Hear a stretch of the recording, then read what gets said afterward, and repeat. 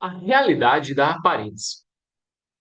Quando a gente vive numa sociedade em que as aparências importam, como é o caso, né, que a gente tem observado aí em relação às redes sociais, esse assunto torna-se de fundamental importância para a gente conseguir estabelecer aí um equilíbrio entre o que é esperado, o que é desejado pelo indivíduo, o que é desejável pela sociedade e o que é saudável para todo mundo.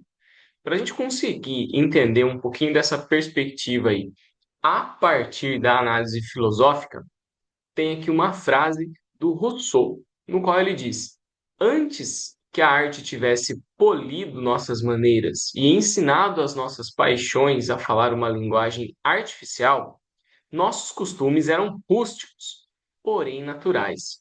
O senhor está se referindo aqui à época em que a gente vivia lá no meio da floresta e que uma simples mudança do comportamento refletia verdadeiramente, do ponto de vista do Rousseau, uma mudança na pessoa em si, no seu caráter, nas suas conclusões, no seu direcionamento ético. Então, ele vai dizer que apesar de serem rústicos, eram naturais, ou seja, permitia que a gente conseguisse olhar para o indivíduo e saber de fato o que estava acontecendo ali, né, na cabeça dele, nos pensamentos, nas convicções, nos desejos e etc. E por que que o Rousseau fala isso? O Rousseau, ele foi, né, num determinado momento aí da vida dele, viver em Paris. E Paris, nessa época, estava no auge de todo o desenvolvimento cultural e artístico. Era uma época dos grandes bailes parisienses. E então, o Rousseau começou a observar que as pessoas se preocupavam muito, mas muito, com a aparência delas. Não só pelas questões das roupas, das vestimentas e maquiagens, etc., mas também em relação aos comportamentos. Então era todo mundo muito educado, falando, né, quase que sem erros aí de francês, com muita polidez, muita tranquilidade.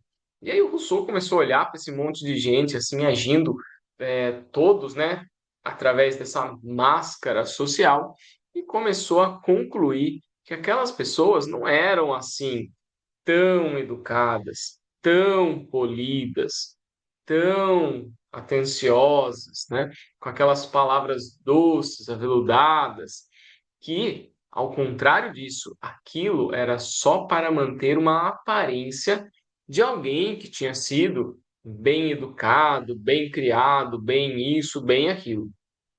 Mas que por trás de toda essa aparência haveriam pessoas que eram brutas, sem caráter, desonestas, porcalhonas. Então, o Rousseau vai chegar nessa conclusão que na medida em que a sociedade ela vai evoluindo e a cultura e etc, a gente vai criando aí esse monte de aparências, esse monte de jeito de ser para parecer o que não é. E ele vai então revelar o quão prejudicial isso é para a sociedade como um todo. Fazer essa análise da Paris, né, no seu auge todo cultural e artístico, e falar dos outros é sempre mais fácil e mais tranquilo. Por isso, trago agora o desafio da gente falar de você, da gente fazer reflexões sobre os nossos próprios receios de parecer ser o que realmente é e do quanto cada um se esforça para parecer o que não é. Então, vamos entender um pouquinho mais essa perspectiva do equilíbrio entre o ser e o parecer. Você já parou para pensar por que você se veste assim? E para além da vestimenta, eu convido você a dar uma pausa nesse vídeo e refletir também todos os seus desejos, todas as suas expectativas, tudo o que você pensa sobre a questão de roupas, piercings, brincos, tatuagens, anéis, colares, boné, outros chapéus, etc, etc, etc. Por que tudo isso tem uma importância? Porque a escolha da roupa, às vezes, trava as pessoas na frente do guarda-roupa por muito tempo. ou porque algumas pessoas simplesmente se esforçam para mostrar que não escolhem, que pega o que está na frente. O que isso tudo fala sobre alguém e o quanto disso é seu e o quanto é da sua história ou da sua cultura. E aí, gente, é muito difícil a gente desvencilhar o que é você do que é a sua cultura ou a sua história. Na verdade, nem tem como. Nós somos esse emaranhado de coisas. Nós temos o nosso aparato biológico, o nosso corpo, né, a nossa genética, mas, para além disso, todo o resto é cultura e história. Então, não tem como separar o ser humano da sua própria vivência histórico-cultural. Seria como a gente separar a cabeça do corpo, porque a cabeça faz parte do nosso corpo, né? Por isso, vamos dar um exemplo aqui um pouco mais prático para você conseguir entender. Imagina que você conhece alguém que gosta de usar roupa preta, tá? E aí você pode se questionar, poxa, essa pessoa está 7 dias por semana usando roupa preta. Por quê? O que que acontece? Né? Bom, a resposta para isso é uma palavrinha muito fácil, que é depende. Do quê? Da história e da cultura dessa pessoa. A escolha pela roupa preta pode ter uma série de explicações. Por exemplo, ela pode achar que a roupa preta deixa ela com um aspecto mais magro. E aí ela prefere isso. Por quê? Porque ela vive numa cultura que valoriza a magreza. Ela pode achar que roupa preta a identifica com aí um costume, uma cultura, né, um perfil do rock ou do gótico. E isso quer dizer que ela cresceu de uma maneira que a educação dela a levou a valorizar as culturas do rock e do gótico e ela interpretou que a roupa preta tem relação com isso.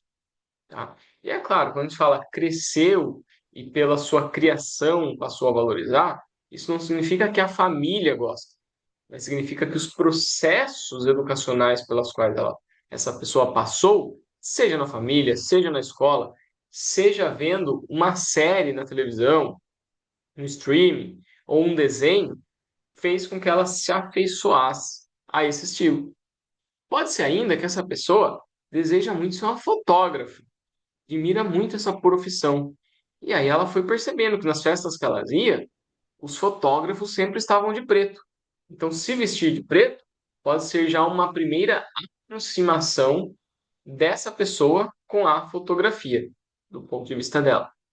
E pode ser ainda muitas outras causas, como por exemplo uma coincidência dela ter no guarda-roupa muita roupa preta, porque os familiares foram comprar roupas de presente e todas as lojas disseram: olha, tá saindo muita roupa preta. E aí, então, essa pessoa tem um monte de roupa preta e ela só usa o que ela tem no guarda-roupa.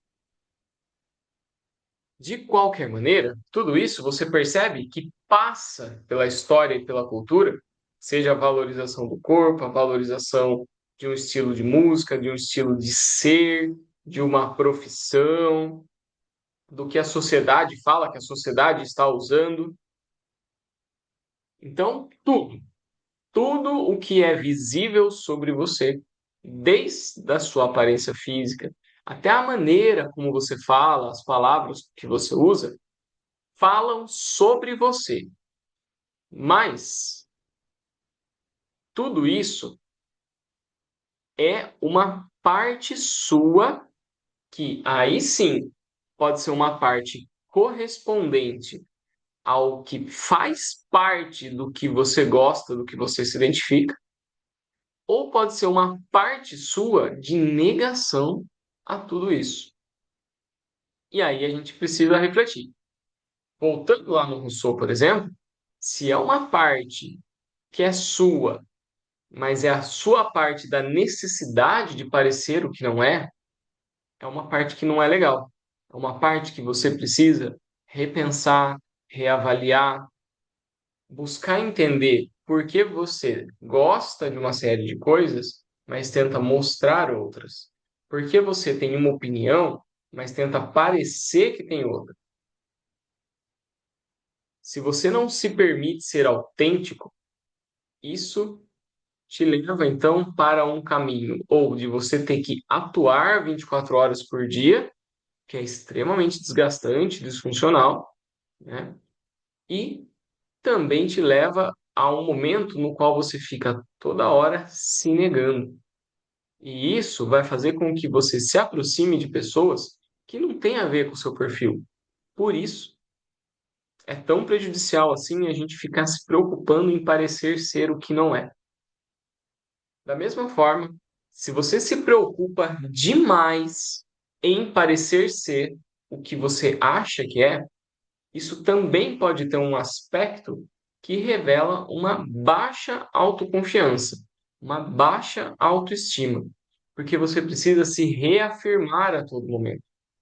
Quem é, sabe que é e está bem com isso, não tem tanta necessidade de se reafirmar.